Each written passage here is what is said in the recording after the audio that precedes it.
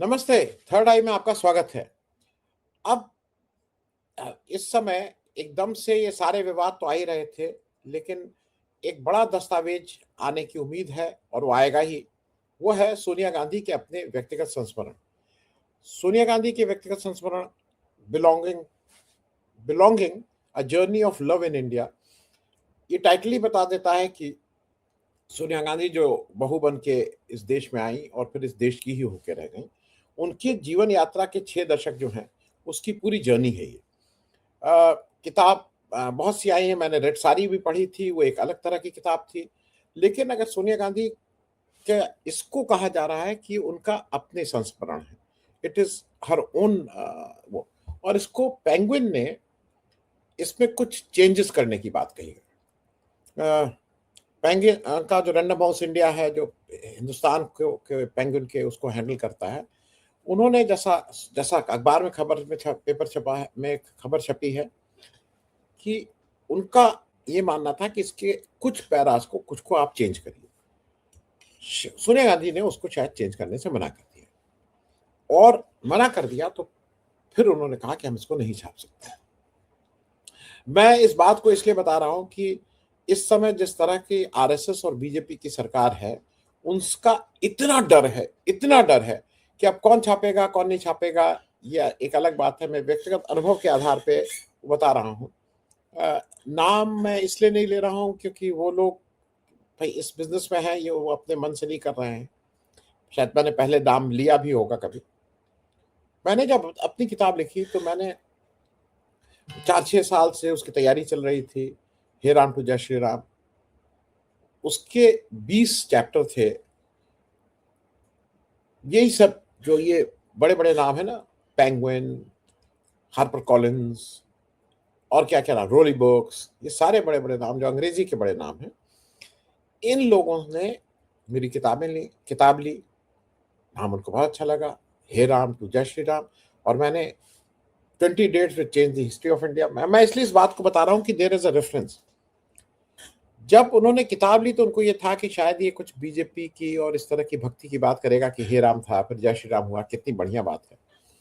लेकिन जब उन्होंने अंदर पढ़ा तो ये एक पॉलिटिकल हिस्ट्री की किताब थी जिसको मैंने अपने चश्मे से देखा था, और उसमें उस चश्मे के नंबर में बीजेपी और आरएसएस की की जो जो जो मैं जिस तरह से देखता हूं और देखता आया हूं वही बयान था वहां पे। इन लोगों का पहला रिएक्शन ये था कि उसका नाम बदल दीजिए, हे राम टू जय श्री राम नहीं करिए। ये 6 महीना रखने के बाद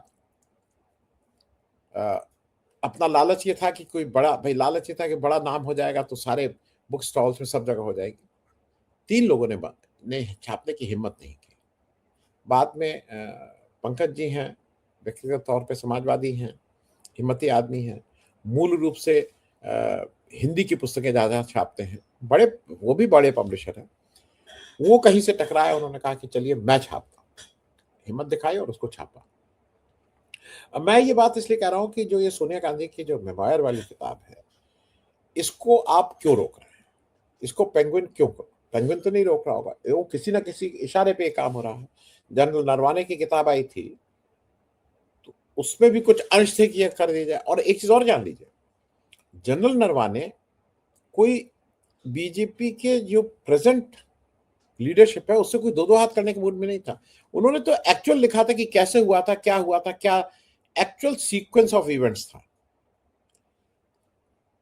मोदी जी ने किस तरह से कहा था कि भाई जो मन में आए वो करो, कुछ इस तरह से, जो आपकी समझ में आए वो ठीक, जो ठीक लगे वो करो। और अपने जिम्मेदारी से मोदी जी भाग खड़े हुए थे, ये उससे स्पष्ट हो जा रहा था। क्योंकि किताब ऑलरेडी आ चुकी थी, चीजें पब्लिश हो, मतलब लोगों की समझ में आ चुका था, इसलिए जनरल नरवाने उसको विड्रॉ भी नहीं कर सकते थे। और वो किताब टेक्निकली मेरा जो है, क्योंकि उसके ऑलरेडी बुक्स छपी थी, लोगों के पास हैं, तो अब लोग कह रहे हैं नहीं विदेश में प्रिंट हो गया था। तो उसी तरह से ये बिल्कुल क्लियर है कि आप जब विदेश में प्रिंट कर चुके थे तो आप इसका मतलब, उसका कोई मतलब तो रह नहीं गया, आप इंडिया में नहीं प्रिंट करने देंगे। कुछ उसी तरह की बात सोनिया गांधी की किताब में। सोनिया गांधी ने भारत की राजनीति को शायद जितने जितने पास से सोनिया गांधी ने देखा है, मुझे नहीं लगता है कि इस देश में कोई भी ऐसा व्यक्ति होगा जिसने इतने पास से देखा। जब सोनिया गांधी हिंदुस्तान पहली बार आती हैं, अ, अभी शादी नहीं होती है, इंदिरा गांधी उनको हिंदुस्तान बुलाती हैं, मुलाकात होती है। उस समय वो प्रधानमंत्री थी और वो एक मतलब पूरा 70-80 मतलब पूरा 70s पूरा 80s करीब 30 और करीब 60, ठीक बात है, 6 दशक का सफर उन्होंने अपनी आंख से इस देश की पॉलिटिक्स को देखा है। शायद मुश्किल से ऐसे 10 लोग होंगे जो पॉलिटिकल भी हैं, क्योंकि वो पॉलिटिकल हैं, जिन्होंने इस पूरे देश की उसकी एक व्यक्तिगत गवाह रही है। और कहाँ की गवाह रही है? देश की टॉप मोस्ट पॉलिटिक्स पे। पीएम के रेजिडेंस से जो ओवरव्यू होता है, वहां से उन्होंने देखा है इस देश की पॉलिटिक्स को। उन्होंने इस देश की पॉलिटिक्स को देखा है जब उनकी सास मतलब इंदिरा गांधी को जब जेल में डाला गया जनता सरकार द्वारा, और शायद जनता पार्टी की सरकार ये समझने की भूल कर बैठी कि इस देश में पॉलिटिकल राइवलरी अलग होती है, व्यक्तिगत राइवलरी अलग होती है। जिस तरह से इंदिरा गांधी की विच हंटिंग की गई थी और जिस तरह से इंदिरा गांधी ने बिल्कुल गलत किया था इमरजेंसी, इसमें कहीं कोई वो नहीं, इमरजेंसी गलत इन द सेंस कि उनको नहीं लगानी चाहिए थी इमरजेंसी लगा के उन्होंने, लेकिन उन्होंने संविधान के दायरे में रह के सारे काम किए थे। संविधान का एक प्रोविजन था जिसपे जो इमरजेंसी का प्रोविजन था, उस इमरजेंसी लगाई और फिर उन्होंने कार्रवाई की। आज जो हो रहा है वो तो इमरजेंसी लगी नहीं और वो सारे काम हो रहे हैं जो इमरजेंसी के दौरान हुए थे। उन्होंने उस समय से उस पॉलिटिक्स को देखा है। ये इंदिरा गांधी को जब गोली लगी, उस गोली लगने के बाद सोनिया गांधी अपनी गोदी में लेकर उनको अस्पताल एम्स पहुंची एक कार में। ये बातें मैं इसलिए कह रहा हूं क्योंकि ये शायद बहुत नजदीक से, इससे ज्यादा नजदीक से कौन हिंदुस्तान की पॉलिटिक्स, ये उस मेमोयर में ठीक से है कि किस तरह से जब राजीव गांधी वेस्ट बंगाल में थे, वहां से उड़ के आते हैं और फिर ऊपर पीसी अलेक्जेंडर और ये लोग इंसिस्ट करते हैं कि आप ही को प्राइम मिनिस्टर बनना चाहिए, नहीं तो देश के लिए इस समय दिक्कत हो जाएगी। और एम्स के एक बाथरूम में ये निर्णय इस देश का होता है कि इस देश में ऐसे क्योंकि सारी जगह भीड़ थी, लोग भरे हुए थे, कहां बात करेंगे। और उस समय सोनिया गांधी का इंसिस्टेंस होता है नहीं करो, लेकिन फिर जैसी नियति थी वो होते हैं, वो प्राइम मिनिस्टर बनते हैं। सोनिया गांधी उस दिन, जिस दिन वो ज्यादातर राजीव गांधी के साथ सारे इलेक्शन कैंपेन में जाती थी, मैं उसके डिटेल, क्योंकि वो सारे डिटेल इस किताब में होंगे, सोनिया गांधी वहां नहीं जाती। खबर आती है कि उनके पति की यह मतलब राजीव गांधी की जो बम से उड़ा के हत्या हुई थी, पूरा शरीर छत विक्षत था, एक शरीर नहीं था। क्या सहा होगा, क्या सहा होगा जब इस देश के सब सर्वोच्च पद पे बैठे हुए आदमी उनको जर्सी गाय बोला होगा। क्या सहा होगा जब रोज उनको बार डांसर और क्या क्या कहा गया होगा। ये मामूली बात है। और ये बात मैं सिर्फ इसलिए कह रहा हूं कि सोनिया गांधी के जो 1994 1996-97 के बाद वो भी एक करीब 30 साल का करियर हो चुका है, जहां वो एक्टिवली 30 से ज्यादा साल का करियर है, जहां खुद पॉलिटिशियन के तौर पे है। उनके एक वक्तव्य को लोग कहते हैं कि मौत का सौदागर कहा था। मौत का सौदागर अगर उस समय बहुत बुरा लगा था, बहुत से लोगों को बुरा लगा था, लेकिन ये तय बात है कि गुजरात के दंगे जो थे, उसके मौत के सौदागर ने उसके एक बार नहीं, बार बार ये उन्होंने अप्रूव किया है कि वो मौत के सौदागर है। पुलवामा में उन शहीदों के शव पे राजनीति करने वाले, शहीदों के नाम को आगे करके वोट मांगने वाले मौत के सौदागर नहीं है तो और क्या है। सोनिया गांधी के पूरे करियर का एक ही स्टेटमेंट कहा जाता है, मुझे कोई दूसरा स्टेटमेंट बता दीजिए जहां उन्होंने जो जो लाइन विपक्षियों ने ड्रॉ की हो, उन्होंने नहीं ड्रॉ की हो, विपक्षियों ने ड्रॉ की हो, और उन्होंने उस सौम्यता को, उस ग्रेस को अगर कहीं ब्रीच किया हो। मुझे नहीं याद आता, मुझे हिंदुस्तान की पॉलिटिक्स में कोई एक दूसरा पॉलिटिक्स में बार बार कहना, हिंदुस्तान की पॉलिटिक्स की कोई ऐसी महिला नहीं है जिन्होंने उतना ग्रेस दिखाया हो। स्मृति ईरानी जिस तरह से उनसे पेश आई थी लोकसभा में, याद है आप सबको, याद होगा ही। किस तरह से स्मृति ईरानी ने उनको ये करके और उनको उनको करीब करीब फिजिकल होने के लिए उनके ऊपर दौड़ी थी, ये उस महिला ने फेस किया है। और किस लिए फेस किया है? इसलिए फेस किया कि उनको इस देश के एक एक व्यक्ति से उनका उनका प्रेम हो गया था, और वार प्रेम पूरे जीवन को न्यौछावर कर दिया इस देश के ऊपर।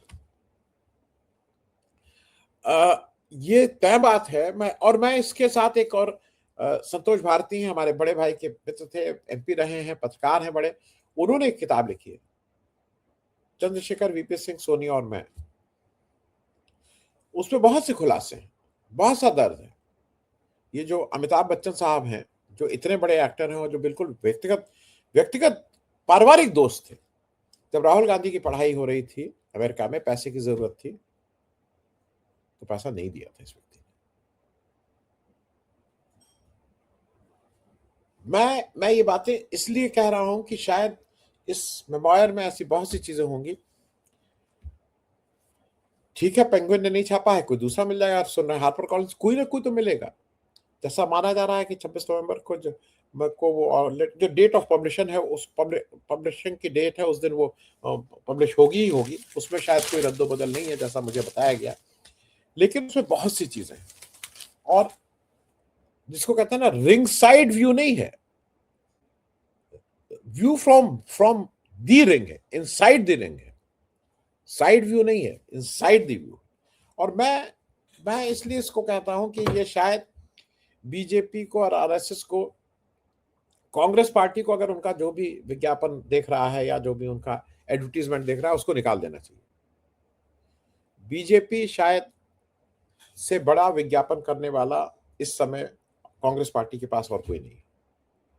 उनके सारे इस तरह के जो काम कर रहे हैं वो उनको औंधे मुंह गिरा रहे हैं, क्योंकि वो केवल और केवल, ये साफ साफ लग रहा है कि वो इस समय क्या काम कर रहे हैं, वो केवल कांग्रेस पार्टी का काम कर रहे हैं। और इसमें भी उन्होंने क्या किया, इसमें भी उन्होंने ये किया कि सोनिया गांधी की इस किताब का प्रचार ही हुआ है। लोग समझना चाहेंगे इसमें ऐसी क्या चीज है। जनरल नरवाने की किताब, अब चूंकि उसमें ये बैन था तो भाई मैं भी ये कहता था कि मुझे रास्ते में पढ़ी हुई मिल गई, मैंने पढ़ के उसको आगे पास कर दिया। ज्यादातर लोगों ने, जिसका इंटरेस्ट था, जो वैसे शायद नहीं पढ़ते, उन्होंने जनरल नरवाने की वो किताब को पढ़ लिया। मैं इसलिए इसको कह रहा हूँ 10 नवंबर 2026 में ये किताब रिलीज होने जा रही है। और ज्यादा उम्मीद यह है कि राहुल, सोनिया गांधी ने इसमें, जैसा सुनते हैं, अभी मालूम नहीं, उन्होंने अपने बचपन से लेके किस तरह से इटली से आई, फिर इंग्लैंड में पढ़ने गई, प्रेम हुआ, किस तरह से भारत आई और फिर भारत की होके रह गई, ये सारी बातें उन्होंने कही। और राहुल गांधी ने, मुझे एक चीज हरदम अच्छी लगती है, फर्क, और ये फर्क मैं दिखाता हूं, मुझे लगता है राहुल गांधी अपनी मां के साथ हरदम खड़े हुए देखे जाते हैं। Rahul Gandhi enjoys the company of his mother. वो दिखता है जब वो खाना बनाते समय, कभी देखे गए हैं, वो बीमार थी तो अस्पताल में दूसरे एक सज्जन है, मेरी मां को गाली दी, मेरी मां को गाली दी, बहुत गाली दी। गाली तो तुमने दी थी जब उस 84-85 साल की मां को एटीएम की लाइन में लगवा दी थी। क्या बात करते हो, गाली दी करते हो, झूठा आदमी। तो मुझे ये लगता है कि किताब वी ऑल आर वेटिंग, और शायद ये एक दस्तावेज होगा किसी भी पॉलिटिकल हिस्ट्री को समझने के लिए, क्योंकि ये रिंग साइड व्यू नहीं है, जैसे मैंने फिर कहा, ये रिंग इनसाइड व्यू है, ये रिंग के अंदर से व्यू है। और किसी भी भारत की पॉलिटिक्स को पिछले 50-60 साल को समझने के लिए ये किताब एक जरूरी दस्तावेज होगा, इसमें मुझे कहीं कोई शक नहीं है। थैंक यू सो मच, धन्यवाद।